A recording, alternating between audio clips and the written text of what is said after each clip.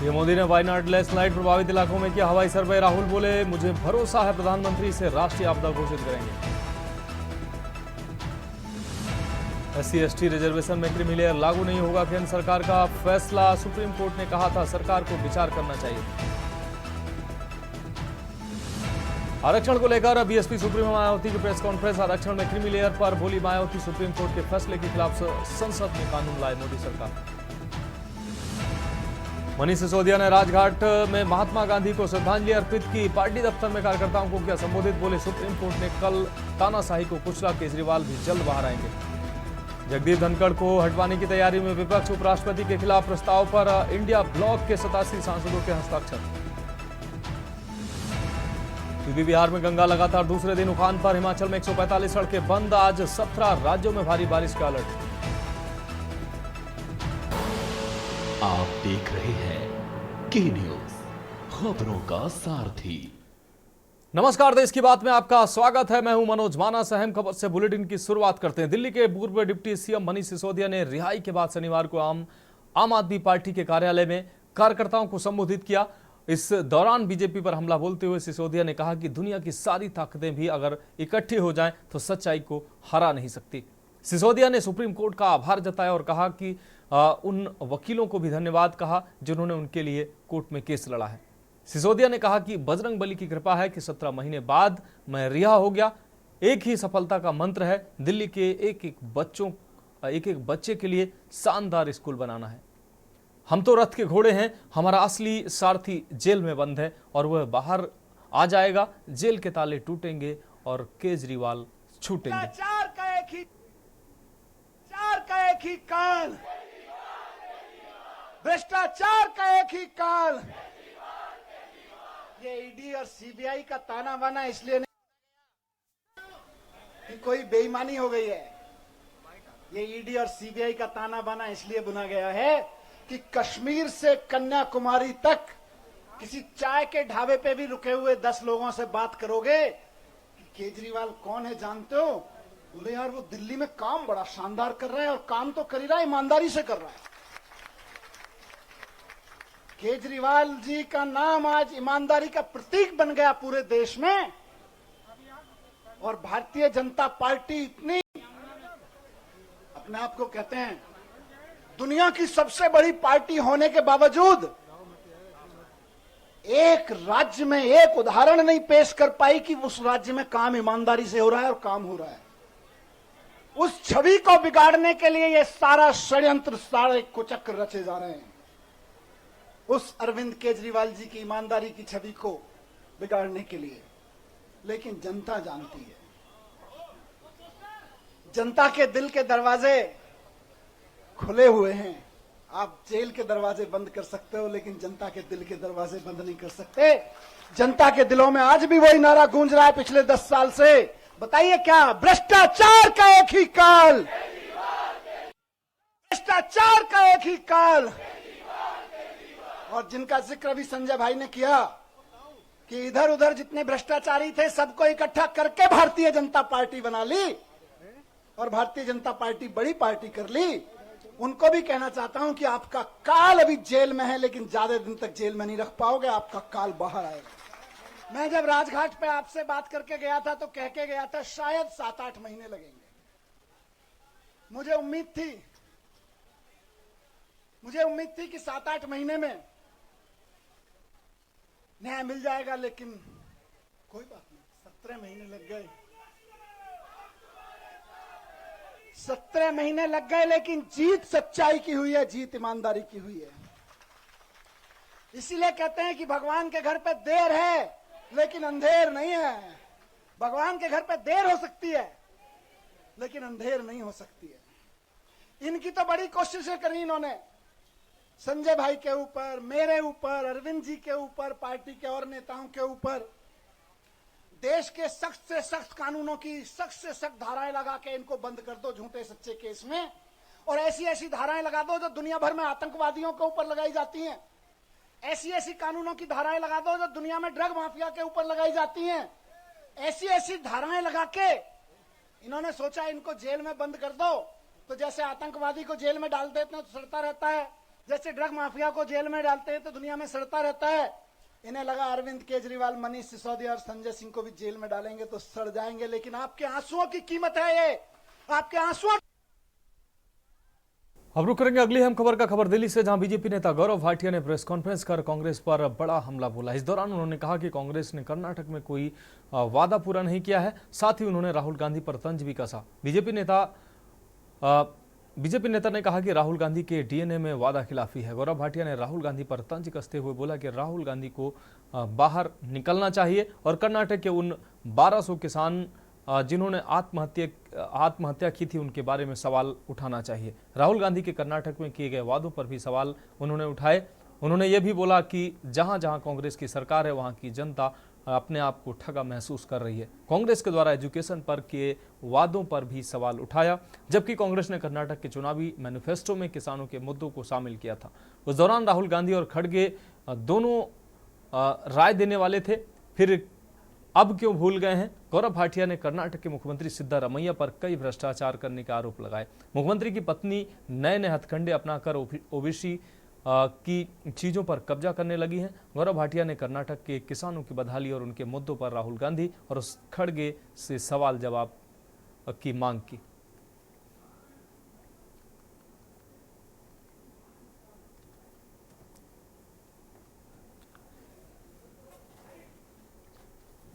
राहुल गांधी ये केवल और केवल नकारात्मक राजनीति कर रहे हैं। वो हल्ला करना, जवाबदेही से दूर भागना। तो आज इस प्रेस वार्ता के माध्यम से जो कांग्रेस का असली विषैला चरित्र है, धोखाधड़ी करना, वादा खिलाफी करना और जो कांग्रेस की भरोसा तोड़ सरकारें हैं उसको उजागर करने के लिए यह प्रेस वार्ता की जा रही है। और हम सब ने देखा किस तरह से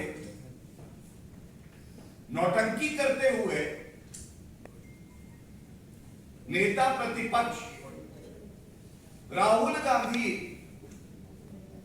दिल्ली में किसानों से मिलते हैं।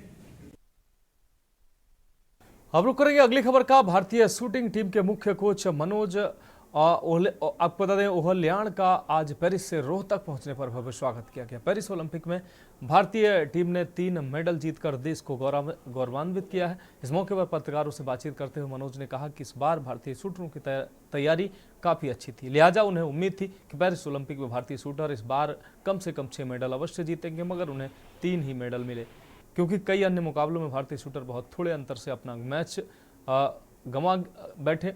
उन्होंने कहा कि अगर इन शूटरों की किस्मत साथ देती तो मेडल सारणी में भारत के कम से कम 6 मेडल अवश्य होते।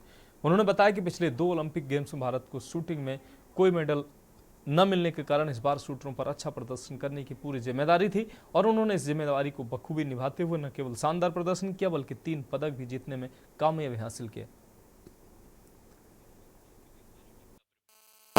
पिछले 2 ओलंपिक से काफ़ी बेहतर प्रिपरेशन था, तो हमें 5-6 मेडल की पक्का उम्मीद थी। 3 मेडल आए हैं, 2-3 मेडल काफ़ी क्लोजली अनलकली मिस हुए हैं। अर्जुन बबूता का एंड स्कीट इवेंट में सिर्फ एक छोटा सा निशाना चूक होने की वजह से मिस हुए। तो उम्मीद तो और भी ज़्यादा थी। जिस हिसाब से हमारा प्रिपरेशन चला हुआ था पिछले 6 महीने का, स्पेशली हमारा प्रिपरेशन बहुत अच्छे से प्लान किया गया था, सभी के साथ मिलके, पूरी टीम के साथ मिलके। तो उस प्लान के हिसाब से पूरा प्रिपरेशन चल रहा था, सभी एथलीट्स अच्छा परफॉर्म कर रहे थे। तो उसी प्रिपरेशन, उसी परफॉर्मेंस के साथ हम पेरिस गए थे, तो उम्मीद और भी अच्छा थी। लेकिन पिछले 2 ओलंपिक को देख के जो शूटिंग इवेंट्स में मेडल नहीं आ रहे थे, तो पूरी जो कंटीजेंट था उसके ऊपर एक अलग से प्रेशर भी था। तो इस हिसाब से एक वो प्रेशर ख़त्म हुआ है अब की बार शूटिंग के 3 मेडल आने से, तो सभी कंटीजेंट पूरा खुश है। अब रुक करेंगे अगली खबर का। नगरपालिका कर्मचारी संघ हरियाणा नगर निगम यमुनानगर संबंधित सर्व कर्मचारी संघ हरियाणा में कार्यरत कर्मचारियों की लंबित पड़ी मांगों को लेकर नगर निगम कार्यालय में गेट पर इकट्ठा होकर प्रदर्शन किया गया। वही गेट मीटिंग शाखा प्रधान पपला की अध्यक्षता में किया गया। मंच का संचालन कार्यवाहक सचिव सुभाष औरंगाबाद की प्रधान व सचिव ने अपने बयान में प्रेस कॉन्फ्रेंस को बताया कि जब तक नगर निगम यमुनानगर में लगे कर्मचारियों की लंबित पड़ी मांगों का हल नहीं किया जाता तब तक प्रदर्शन जारी रहेगा।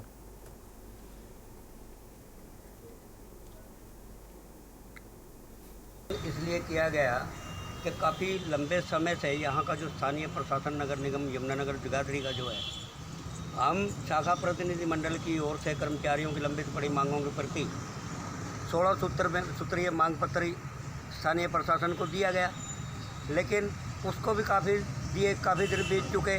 स्थानीय प्रशासन द्वारा ये अहम बात नहीं समझी कि संघ को बुला करके बातचीत करें और इनकी कर्मचारियों की समस्याओं का समाधान कर दें। बढ़ेगा अगली खबर की ओर। हरियाणा के पूर्व गृह मंत्री अनिल विज ने आज मनीष सिसोदिया के जेल से बाहर आने पर चुटकी ली और कहा कि सिसोदिया छोटी जेल से बड़ी जेल में आ रहे हैं। विज ने कहा कि सिसोदिया को हफ्ते में 2 दिन थाने में हाजिरी लगवानी है। पासपोर्ट उनका जब्त है जिससे वो कहीं आ जा नहीं सकते, लिहाजा वो छोटी जेल से बड़ी जेल में आए हैं। विज ने कहा कि जमानत होना रिहा होना नहीं होता है। विज आज मीडिया कर्मियों से बातचीत कर रहे थे। हाल ही में भाजपा के प्रदेश अध्यक्ष मोहनलाल बड़ोली का बयान आया था, इस बार विधानसभा चुनाव में भाजपा 25% नए चेहरों को मौका देगी। बड़ोली के इस बयान का स्वागत करते हुए अनिल विज ने कहा कि यह अच्छी बात है, आवश्यकता पड़े तो 25% ही क्यों, सारे विधायकों का रिकॉर्ड देखकर ही टिकटें देनी चाहिए। हरियाणा के खिलाड़ी अमन सेहरावत ने देश की झोली में एक और पदक डाला है। इस पर विज ने कहा कि हरियाणा ने ओलंपिक में अपना परचम लहरा दिया है। बाहर नहीं आए हैं, उनका एक छोटी जेल से बड़ी जेल में तबादला हो गया है। हाँ, वो जेल उससे तो बाहर आ गए हैं, पर यहाँ भी उनको 2 दिन हफ्ते में थाने में हाजिरी लगानी है। पासपोर्ट उनका जब्त कर लिया गया है और कहीं वो आ जा नहीं सकते हैं, तो ये भी एक जेल है। तो वो छोटी जेल से बड़ी जेल में आए हैं और जमानत होना रिहा होना नहीं होता है। ये तो केस की जब चलता है तो बीच में जमानतें हो जाती हैं, कोई रिहा होना नहीं माना जाता। अब रुक करेंगे अगली खबर का। खबर मोगा से, जहां मोगा के गांव खोसा रणधीर के घर में एक 65 साल महिला का अज्ञात व्यक्तियों द्वारा तेज धारदार हथियार से कत्ल कर दिया गया। पुलिस ने कार्रवाई करते हुए मृतक महिला की बहू और महिला के भतीजे को गिरफ्तार किया। मृतक महेंद्र कौर का पति दर्शन सिंह 11 बजे के करीब घर से किसी के पास मिलने गया था। जब वह 12 बजे के करीब वापस घर आया तो देखा उसकी पत्नी ऊपर तेज धारदार हथियारों से हमला किया हुआ गया था। उस पर उसकी मौत हो चुकी थी। पुलिस को सूचना दिया गया। पुलिस ने मामला दर्ज कर कार्रवाई शुरू कर दी है।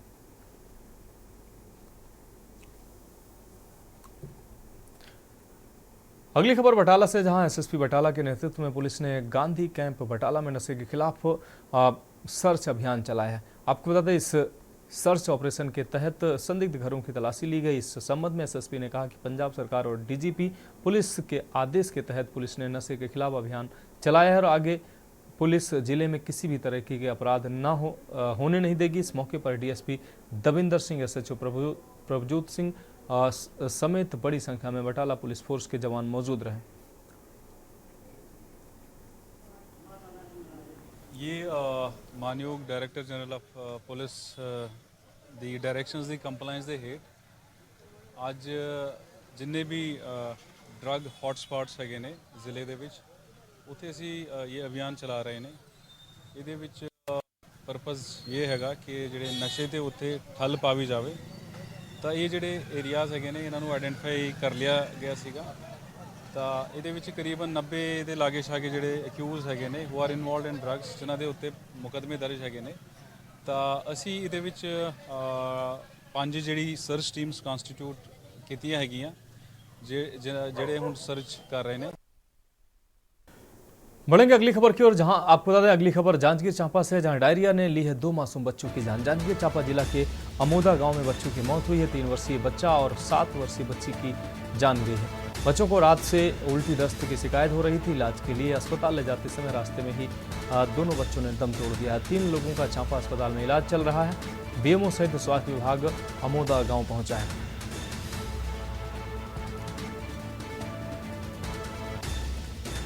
तो बच्चों को रात से उल्टी दस्त की शिकायत हो रही थी और अस्पताल ले जाते समय बच्चों की मौत हो गई। इलाज के लिए अस्पताल ले जाते समय रास्ते में बच्चों ने दम तोड़ दिया।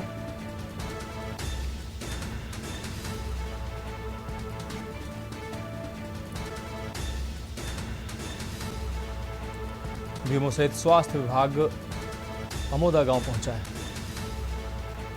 तो जांजगीर चांपा से अहम खबर, डायरिया ने ली है 2 मासूम बच्चों की जान।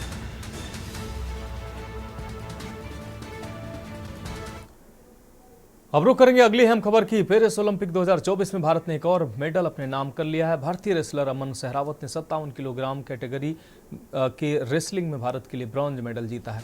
इस खबर से देश भर में खुशी की लहर है। वहीं बिहार के चंपारण निवासी अंतर्राष्ट्रीय सैंड आर्टिस्ट मधुरेंद्र कुमार ने 5 घंटे की कठिन मेहनत के बाद पीपल के हरे पत्ते में अमन सहरावत की खूबसूरत तस्वीर बनाकर उन्हें अनोखे अंदाज में बधाई दी है। सैंड आर्टिस्ट मधुरेंद्र ने बताया कि अमन सहरावत ने ब्रॉन्ज मेडल मैच में प्यूर्टो रिको के डेरियन क्रूज को हराया है। उन्होंने 13 और 5 से मैच को अपने नाम किया है। पूरे मैच में उन्होंने दबदबा बनाकर रखा। 21 साल की उम्र में भारत के अमन सहरावत ने 57 किलोग्राम की फ्री स्टाइल कुश्ती में कांस्य पदक जीतकर देश को गौरवान्वित किया है।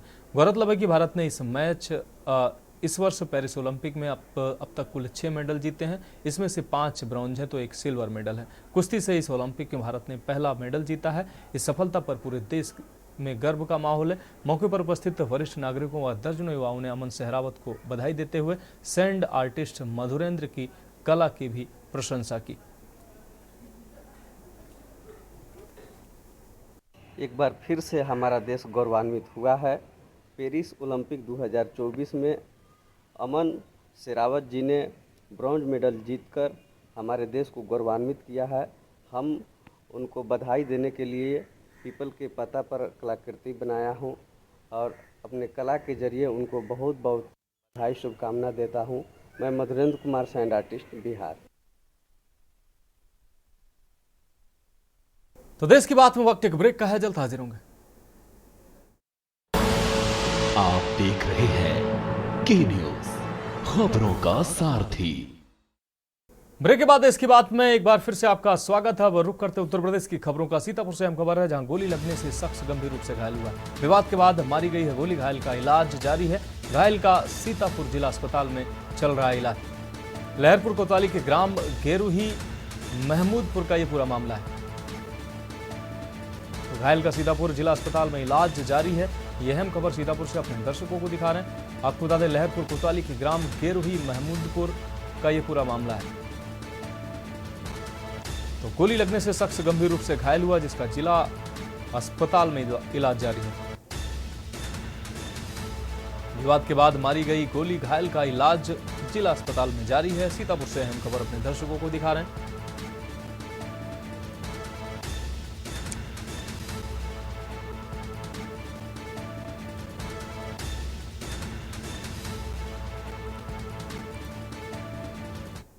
अब बढ़ेंगे अगली खबर की ओर। छात्रा से छेड़छाड़ करने पर पिटाई की गई। बुलंदशहर से ये खबर अपने दर्शकों को दिखा रहा है। आपको बता दें, छेड़छाड़ करने वाले मंचले को पकड़कर लोगों ने पीटा है। मंचले की पिटाई का वीडियो सोशल मीडिया पर वायरल हो रहा है। सोशल मीडिया पर वायरल वीडियो आप देख सकते हैं। स्कूल जाते समय फप्तियां कसता था आरोपी।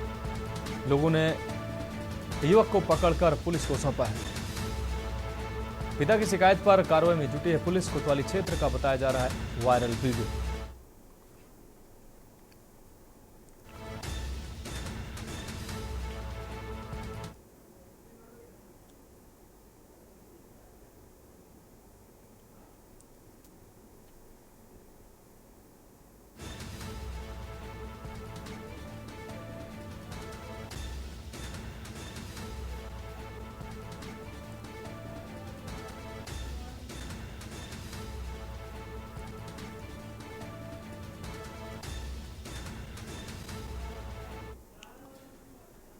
अगली खबर गाजीपुर से है, जहां बदमाशों ने युवक को मारी है गोली। युवक को मेडिकल कॉलेज में भर्ती कराया गया। सैदपुर थाना क्षेत्र के लोढ़ीपुर गांव का यह पूरा मामला है। पुराने रंजिश में मारी गई युवक को गोली। पुलिस आरोपियों की तलाश में जुटी हुई है।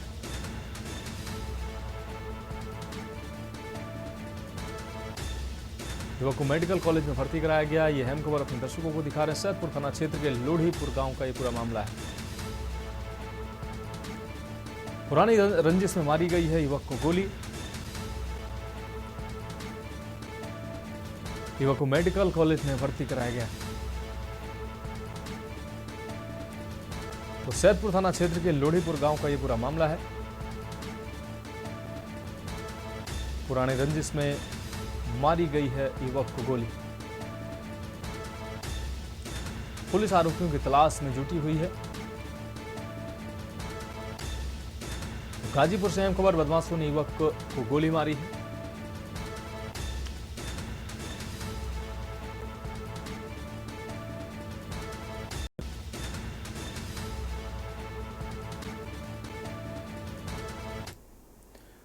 अगली अहम खबर अमरोहा से, जहां बाढ़ग्रस्त खादर इलाके में बड़ी हैं मुश्किलें। आपको बता दें, बिजनौर बैराज से लगातार छोड़ा जा रहा पानी किसानों के खेतों तक पहुंचने लगा है बाढ़ का पानी। बाढ़ के पानी में नहाते दिखाई दिए हैं युवा। पहाड़ों पर लगातार हो रही बारिश से किसान परेशान है। आपको बता दें, मंडी धनौरा थाना क्षेत्र के सीपीआर रसूलपुर का पूरा मामला है। बाढ़ के पानी में नहाते दिखाई दिए हैं युवा। किसानों के खेतों तक पहुंचने लगा है बाढ़ का पानी। बाढ़ के पानी में नहाते दिखाई दिए हैं युवा। पहाड़ों पर लगातार हो रही बारिश से किसान परेशान है। किसानों के खेत जलमग्न हुए हैं और घरों तक पानी पहुंच रहा है। मंडी धनौरा क्षेत्र के सीपीआर रसूलपुर गांव का पूरा मामला है। अब रुक करेंगे अगली खबर का मुरादाबाद से। अगली खबर है, जहां पंचायत के दौरान लड़के पक्ष ने लहराया तमंचा। अवैध तमंचा लहराकर जान से मारने की धमकी दी गई है। 2 युवकों का तमंचा लहराते वीडियो वायरल हुआ है। अवैध तमंचा से जान से मारने की नियत से फायर करने का भी आरोप है। पीड़ित ने देवर गुड्डू पर मारपीट का आरोप लगाया था। पीड़ित अफसाना की ससुराल में पंचायत हुई थी। गुड्डू दानिश को पुलिस ने गिरफ्तार करके जेल भेजा है। थाना मूढ़ा पांडे इलाके के गांव नियामतपुर की पूरी घटना है।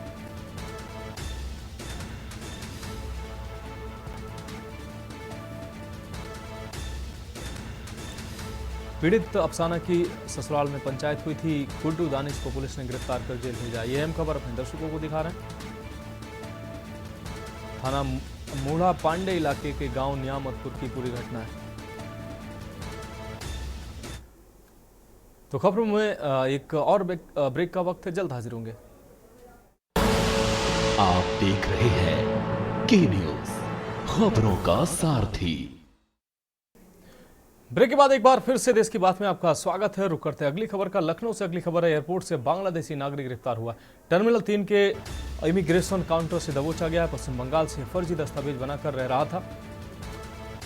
लखनऊ से सीधे बैंकॉक जाने वाला था बांग्लादेशी नागरिक। आशीष राय के नाम से फर्जी पासपोर्ट बनवाया था। पूछताछ में उसने अपना सही नाम सिमुल बरुआ बताया। इमिग्रेशन अधिकारियों ने सरोजनी नगर पुलिस को सौंपा है। सरोजनी नगर पुलिस ने मामला दर्ज कर जांच शुरू की है।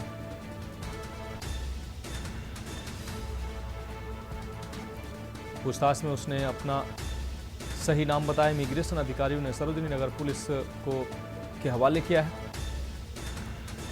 सरोजनी नगर पुलिस ने मामला दर्ज कर जांच शुरू की।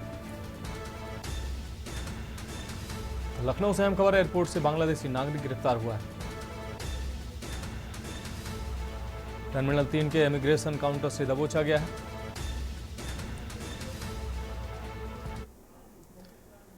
रुक करेंगे अगली खबर का। बिजनौर से अगली खबर है, जहां जिला प्रशासन का मदरसे पर बड़ा एक्शन देखने को मिला है। मदरसे को जिला प्रशासन ने सील किया है। मदरसे में छात्रा के साथ हुई थी छेड़छाड़। मदरसा संचालक के बेटे ने की थी छेड़छाड़। छेड़छाड़ के आरोपी को गिरफ्तार कर जेल भेजा गया। बिजनौर शहर कोतवाली क्षेत्र के बुरहानुद्दीन का यह पूरा मामला है।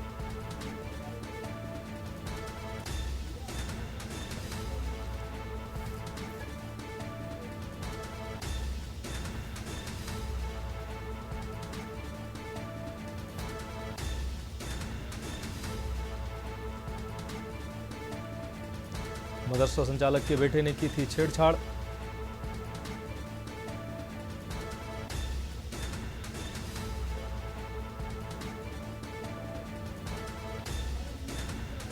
कोतवाली क्षेत्र के बुरहानुद्दीन का यह पूरा मामला है।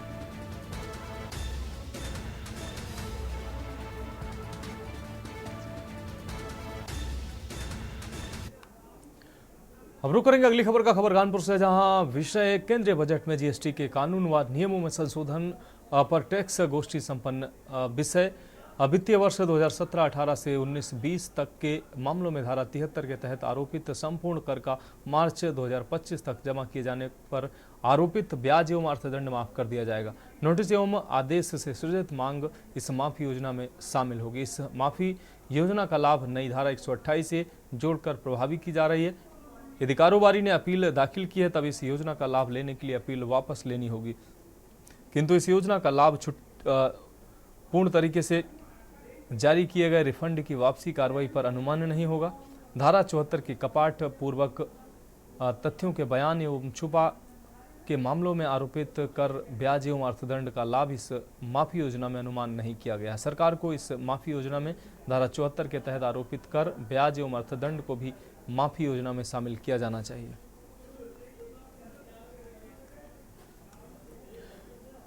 रुक करेंगे अगली खबर का। सोनभद्र धुंधी में आपको बता दें एल्बेंडाजोल की गोली खाकर 22 बच्चों की हालत बिगड़ गई है। घटना के बाद मौके पर हड़कंप मच गया और सभी को इलाज के लिए नजदीक के सामुदायिक स्वास्थ्य केंद्र में ले जाकर भर्ती कराया गया है। आपको बता दें जहां पर सभी का उपचार चल रहा है आपको बता दें चिकित्सकों ने स्थिति में सुधार बताई है। वहीं इस दौरान चिकित्सकों का कहना है कि जिन बच्चों के पेट में कीड़ा होता है उनको इस गोली को खाने के बाद थोड़ी परेशानी होती है, लेकिन कुछ ही घंटे में उन्हें रिलीफ मिल जाती है। ये मामला धुंधी कोतवाली क्षेत्र के दारुल उलूम कदारिया नूरिया मदरसे का बताया जा रहा है।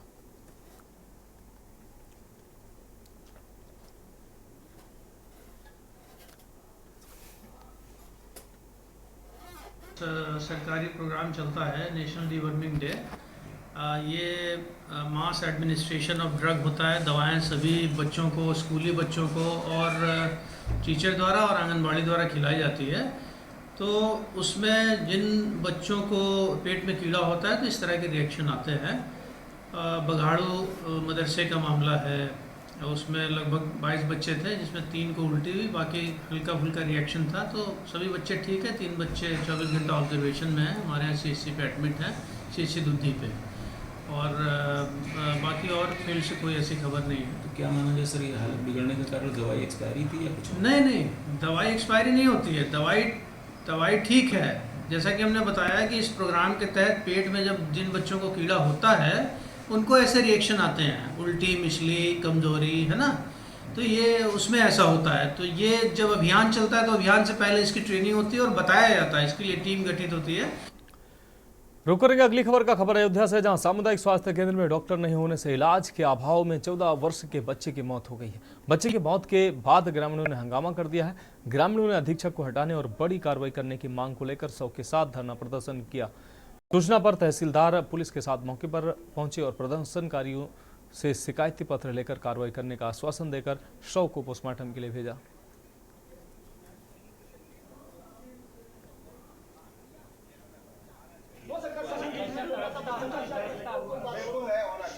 यहाँ से बच्चे लेके दौड़ रहे वहाँ 2 बार 3 बार लेके दौड़, सब 3 चक्कर लगाए। बिल्कुल आपकी बात सही है, मानते हैं।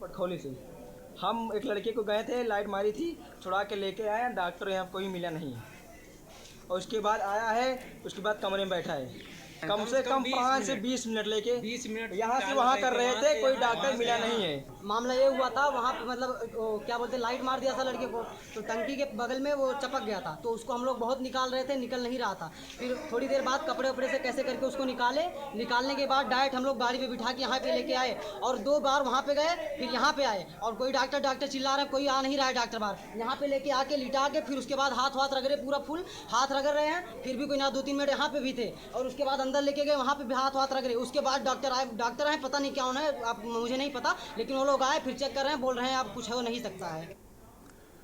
बढ़ेगी अगली खबर की ओर। बांदा जनपद के ग्रामीण क्षेत्रों से प्रतिभा निखारने के लिए आज जिला पंचायत सभागार में जिला पंचायत अध्यक्ष सुनील पटेल ने शिक्षा विभाग सहित खेल विभाग के अधिकारियों के साथ बैठक कर रणनीति पर चर्चा करते हुए विभिन्न खेलों के प्रति स्कूली बच्चों की छिपी प्रतिभा निखारने की बात कही।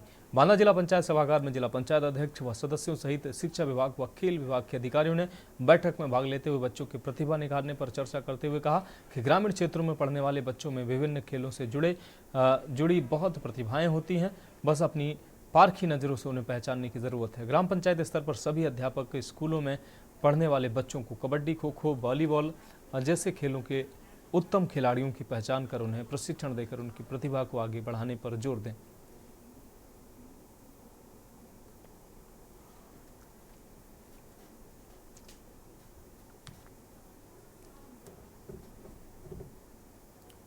अपने ग्रामीण परिक्षेत्र की प्राथमिक स्तर पर जिसको हम नर्सरी कहते हैं, लगातार अपने देश के यशस्वी प्रधानमंत्री जी और अपने उत्तर प्रदेश के मुख्यमंत्री जी खेल प्रतिभा को लगातार आगे बढ़ाने के लिए तरह तरह के प्रयोग, योजनाएं पूरे देश में चला रहे हैं। जनपद में ग्रामीण प्रतिभाएं कैसे आगे आएँ, इसी के समन्वय बैठक की अपने सभी खंड शिक्षा अधिकारी, अपने ज़िले के बेसिक शिक्षा अधिकारी, अपने ज़िले के क्रीड़ा अधिकारी, अपने ज़िले के जिला पंचायत राज अधिकारी और अपने सभी जिला पंचायत सदस्य उपस्थित रहे। और इस बैठक का और इस खेल के क्षेत्र से जो भी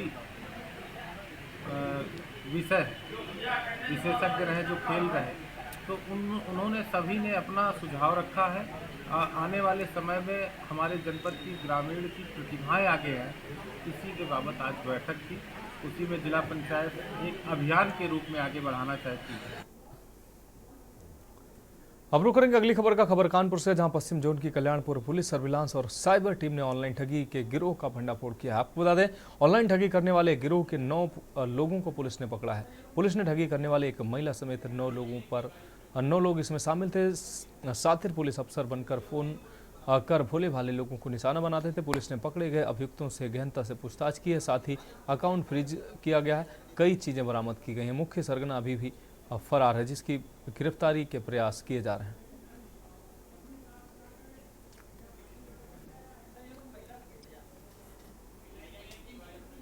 ये साइबर टीम, सर्विलांस टीम और स्वाट टीम ने मिल करके एक बहुत ही अच्छा कार्य किया है और इसमें आम जन को ठगने वाले एक गिरोह का पर्दाफाश किया है, जिसमें 9 लोग हैं, इसमें एक महिला भी है। इनका मोडस ऑपरेंडी ये था कि ये लोगों को फ़ोन करके डराते धमकाते थे कि तुम पोर्न वीडियो देख रहे हो और हम CBI से बोल रहे हैं, हम पुलिस के इंस्पेक्टर बोल रहे हैं। पुलिस का नाम लेकर डराते धमकाते थे और उनसे पैसा अपने खातों में डलवाते थे। इसी प्रकार ग्रामीण योजनाएं तमाम चल रही हैं। इसमें प्रधानमंत्री आवास योजना, उसमें लोगों को आवास दिलवाने के नाम पे इसमें ठगी की जाती थी और इसमें किसी को वीडियो कॉल करके एक महिला अपना उसमें अर्धनग्न रूप में आकर के उसके साथ जो है स्क्रीनशॉट ले लिया और इसके बाद उसको ब्लैकमेल करना और फिर उनसे पैसा जमा करवाना। इन लोगों ने करीब 2 महीने के अंदर सहारनपुर के खाते में करीब 16 लाख रुपया जमा कराए हैं। अब रुक करेंगे अगली खबर का। खबर एटा से है, जहां 14 वर्षीय बच्चे को थाना मारहरा पुलिस ने ऑपरेशन मुस्कान के तहत सकुशल बरामद किया है। मारहरा थाना प्रभारी JP अशोक ने पुलिस टीम के साथ बच्चे को सकुशल बरामद कर परिजनों के चेहरे पर मुस्कान लौटाई है। गुम हुए 14 वर्षीय बच्चे लोकेश कुमार समसपुर थाना मारहरा जनपद एटा को अथक प्रयास के बाद बरामद किया गया है। वरिष्ठ पुलिस अधीक्षक के निर्देश पर थाना प्रभारी JP अशोक ने बच्चे को दिल्ली से सकुशल बरामद कर उनके परिजनों को के सुपुर्द किया है। पूरा मामला मारहरा थाना अंतर्गत समसपुर का है।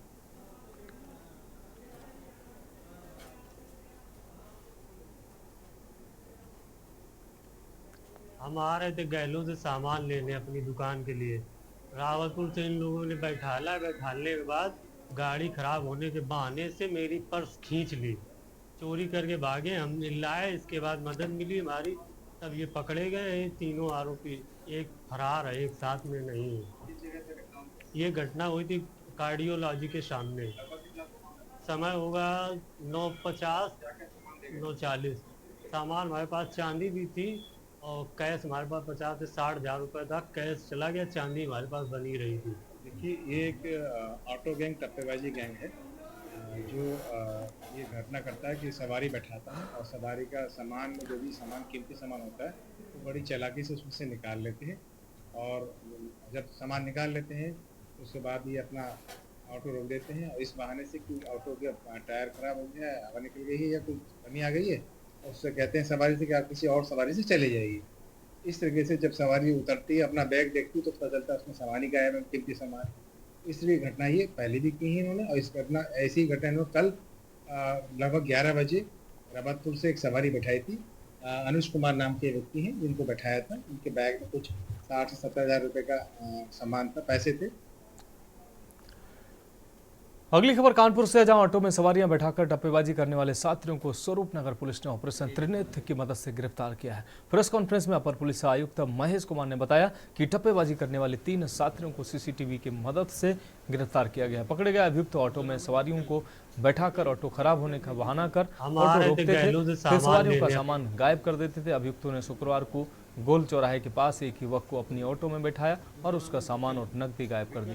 पीड़ित की शिकायत पर स्वरूपनगर पुलिस सक्रिय हुई और सीसीटीवी की मदद से आरोपियों को धर दबोचा। बताया गया कि पकड़े गए आरोपी इस तरह की घटनाओं को पहले भी अंजाम दे चुके हैं। इन पर पहले से ही मुकदमे दर्ज हैं। इस गैंग का एक सदस्य फरार है जिसकी तलाश की जा रही है। हम आ रहे थे गैलों से सामान लेने अपनी दुकान के लिए। रावतपुर से इन लोगों ने बैठाने के बाद गाड़ी खराब होने के बहाने से मेरी पर्स खींच ली, चोरी करके भागे। हम लाए, इसके बाद मदद मिली हमारी, तब ये पकड़े गए। तीनों आरोपी, एक फरार है, एक साथ में नहीं है। ये घटना हुई थी कार्डियोलॉजी के सामने। समय होगा 9:50 9:40। सामान हमारे पास चांदी भी थी और कैश हमारे पास 50 से 60 हज़ार रुपये था। कैश चला गया, चांदी हमारे पास बनी रही थी। देखिए, ये एक ऑटो गैंग टप्पेबाजी गैंग है जो ये घटना करता है कि सवारी बैठाता है और सवारी का सामान में जो भी सामान कीमती सामान होता है वो बड़ी चालाकी से उसमें से निकाल लेते हैं और जब सामान निकाल लेते हैं उसके बाद ये अपना ऑटो रोक देते हैं और इस बहाने से कि ऑटो का टायर खराब हो गया है, हवा निकल गई है या कुछ कमी आ गई है, और उससे कहते हैं सवारी से कि आप किसी और सवारी से चले जाइए। इस तरीके से जब सवारी उतरती है, अपना बैग देखती है तो पता चलता है उसमें सामान ही गायब है, कीमती सामान। इसलिए घटना ये पहले भी की है इन्होंने और इस घटना ऐसी घटना इन्होंने कल लगभग 11 बजे रबतपुर से एक सवारी बैठाई थी। अनुज कुमार नाम के व्यक्ति हैं जिनको बैठाया था। उनके बैग में कुछ 60 से 70 हज़ार रुपये का सामान था, पैसे थे। रुक करेंगे अगली खबर का। बलिया में गंगा नदी में तीखे तेवर दिखाने शुरू कर दिए। पिछले 3-4 दिनों से लगातार गंगा नदी के जलस्तर में बढ़ोतरी दर्ज की जा रही है।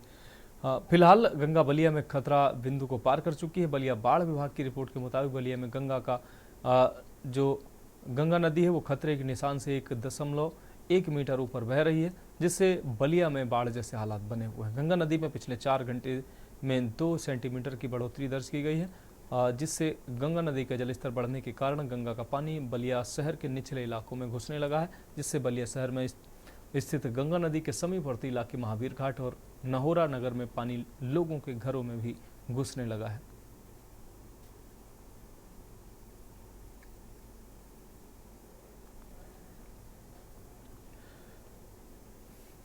अगली खबर गाजीपुर से, जहां गंगा की बाढ़ से एक मकान गिर गया। मामला सदर कोतवाली क्षेत्र के टेढ़ी बाजार का है। मकान गंगा किनारे के पास नाले के पास बना था। कटान के चलते मकान धराशायी हो गया। गनीमत रही कि घटना से पहले मकान में रहने वाले सुरक्षित बाहर निकाल लिए गए थे। घटना के बाद प्रशासनिक अफसरों ने मौके पर पहुंचकर मुआयना किया और पीड़ित परिवार को मदद के निर्देश दिए।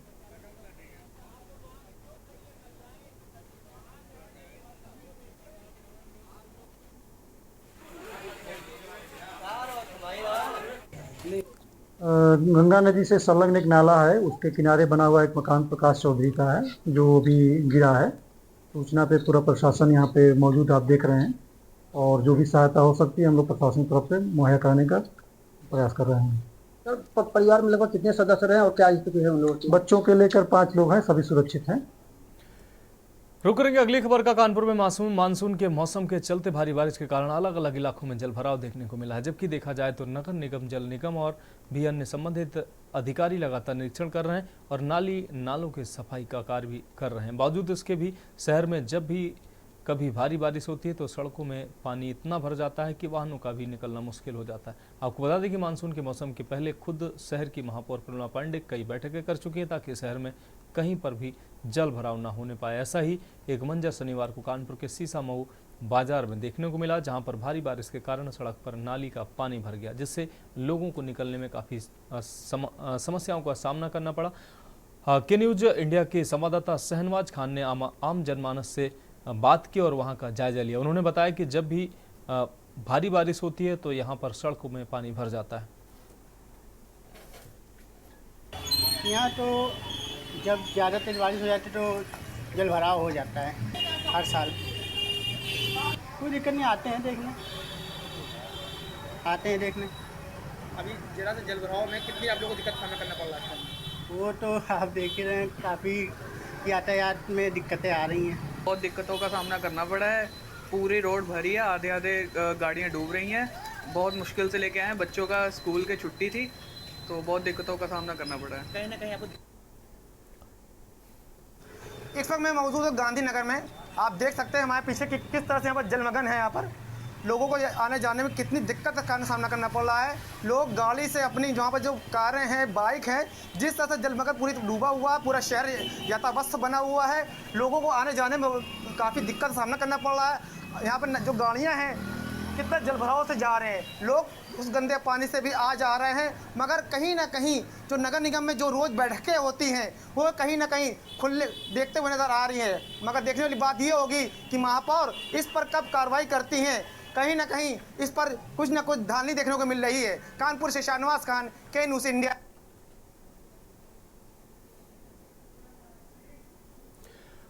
यहाँ एक ब्रेक का वक्त है, जल्द हाजिर होंगे।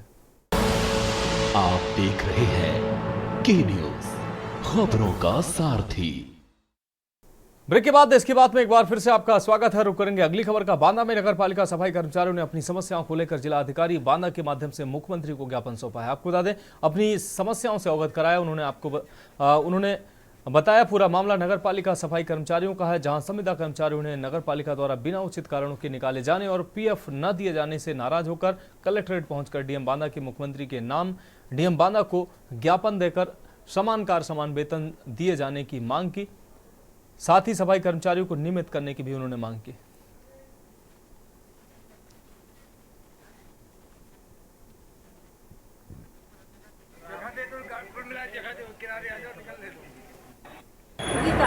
गीता आज काहे के लिए आई हैं यहाँ? हम आए यहाँ सफाई कर्मचारी के। क्या है मामला? मामला ये है कि हमारा कोई पीएफ का लेन देन नहीं है। जितने हैं तो कर्मचारी निकाल के ठेकेदारी वाले दूसरे भर लेते हैं, तो बहुत से परेशान है यहाँ लेबर। और हमारा जो है तो हमको परमानेंट नहीं किया जा रहा है। नाम है आपका? सुशीला जी, यहाँ काहे के लिए आई हैं? ज्ञापन देने आए थे कर्मचारी के बारे में। क्या है पूरा मामला? कर्मचारी को परेशान करते हैं, नगर पालिका वाले निकालते हैं, बैठालते हैं। क्या चाहती हैं आप यहाँ प्रशासन से? प्रशासन से ये चाहते हैं जो काम से निकाल दिए गए हैं वो रखा जाए।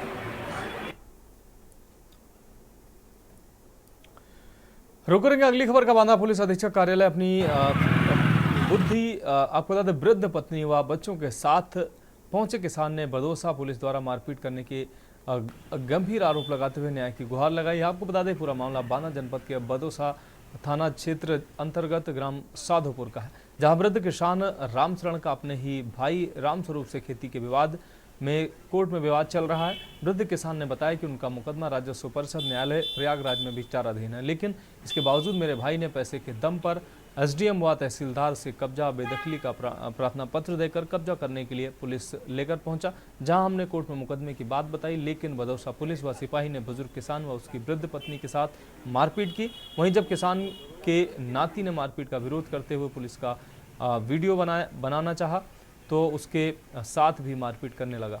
पुलिस अधीक्षक कार्यालय पहुंचे किसान ने पुलिस अधीक्षक से न्याय की गुहार लगाई, बदौसा पुलिस के खिलाफ कार्रवाई की मांग की।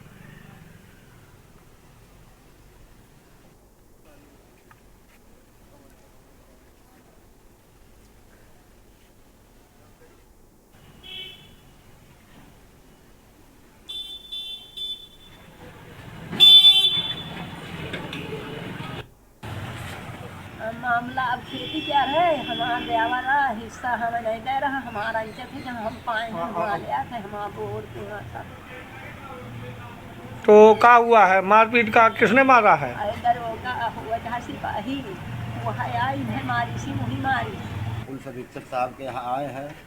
हमारे पिताजी को थाना बदौसा की पुलिस कल 8 तारीख को जा कर के हमारा मामला खेतीबाड़ी का बंटवारा चल रहा है सर, और हमारी कल तारीख इलाहाबाद बोर्ड राज्य परिषद में इलाहाबाद में चल रही है। वहाँ मैं चला गया था तारीख में। हमारे राजस्व कर्मी अतर्रा SDM के द्वारा टीम गठित की गई 2024 तारीख को 7वें महीने में जो निकल गई, तो ये लोग गए पत्थरगड्डी करवाने। हमने जब ये गए तो हमने इनको अपने कागज राजस्व विभाग के दिखाने के बाद राजस्व टीम और पुलिस बल लौट के चले गए। तो देश की बात में फिलहाल आज के लिए मेरे साथ अभी के लिए इतना ही। मुझे दीजिए इजाजत और आप देखते रहिए के न्यूज इंडिया। आप देख रहे हैं के न्यूज, खबरों का सारथी।